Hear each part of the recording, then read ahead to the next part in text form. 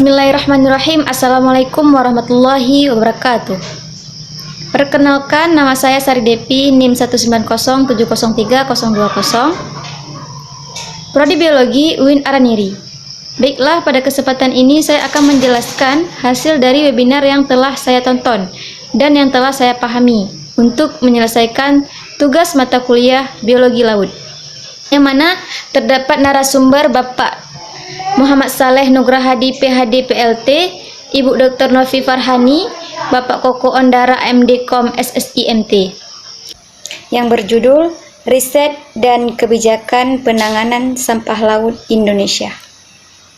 Seperti yang kita ketahui, sampah laut semakin meningkat di laut dan kita sudah tahu dampaknya, walaupun mungkin dampak kesehatan masih diperdebatkan, namun kecenderungan untuk tidak pastinya semakin meningkat untuk itu. Problematika sampah plastik seperti potensi kebocoran sampah laut ini jadi menurut data nasional ada 6,8 juta ton sampah yang berpotensi untuk yang tercemar. Memang 61% dari sampah itu tidak terkumpul dengan baik, sedangkan daur ulang sangat rendah 10%. Sebagian besar terbuka dan sampah yang keluar pun hanya 2 juta dan 4,2 juta ton yang tidak terkelola. Sebagian dari bisa mengalir ke laut, sungai, danau. Jadi permasalahan sampah laut ini ada semenjak dunia pertama tahun 2015, namun baru tahun 2012 Herpes sudah keluar tentang khusus penanganan sampah laut dan mendapatkan respon yang baik, yang positif dari dunia nasional maupun internasional. Karena tidak semua negara memiliki Perpres dan khususnya rencana aksi nasional. Ada beberapa peraturan, yang pertama misalnya tentang peta jalan penguraian sampah, jadi melibatkan bagaimana produsen untuk pengurangan sampah pun juga, jadi misalnya seperti ada beberapa destinasi wisata bahari yang utamanya adalah menyediakan semacam pedoman pengumpulan atau sampah di sungai. Jadi terdapat beberapa strategi. Strategi yang pertama itu adanya gerakan nasional peningkatan kesadaran. Jadi untuk para pemangku kepentingan. Ada yang kedua, ada pengelolaan sampah yang bersumber dari darat. Nah, yang ketiga ada juga penanggulangan sampah di pesisir laut. Yang keempat ada juga mekanisme pendanaan, penguatan kelembagaan, pengawasan, dan juga penegakan hukum.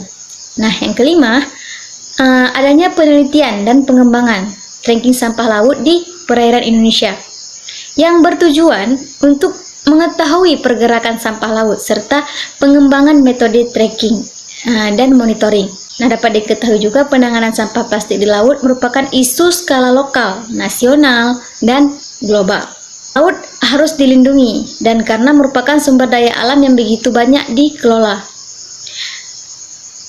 Sampah di laut yaitu ekologis, yang mana rusaknya habitat seperti mangrove.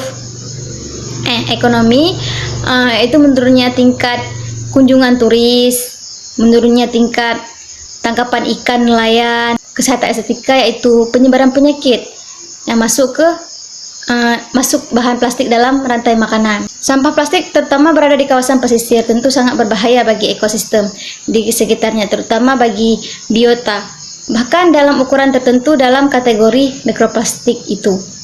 Karena seperti kita ketahui, sampah yang berterbaran di mana-mana atau tips yang bisa diterapkan dalam kehidupan sehari-hari kita. Untuk belanja dan alat makan sendiri juga dapat mengurangi penggunaan plastik. Seperti kita ketahui, plastik sendiri merupakan material yang sangat sulit terurai dan dapat mencemari kualitas air dan tanah. Oleh karena itu, menggunakan tote bag berbahan kain saat berbelanja atau membawa tumbler saat bepergian akan turut menurunkan jumlah sampah plastik yang beredar. Seperti botol-botol sampah plastik itu bisa dijadikan eco brick, yang mana bisa dijadikan kursi, dan itu dapat menguntungkan kita sehingga sampah-sampah berkurang. Mungkin cukup sekian dari saya, lebih dan kurang saya mohon maaf. Assalamualaikum warahmatullahi wabarakatuh.